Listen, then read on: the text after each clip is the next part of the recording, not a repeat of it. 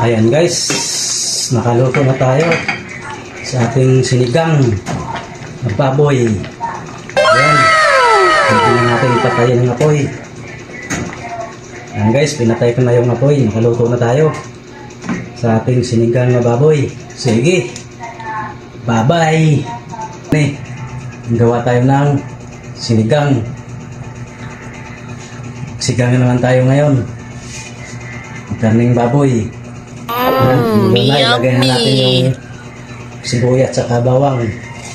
Ayan guys, nilagay na yung sibuyas at saka bawang sa pinapalambot natin na pangsigang na baboy.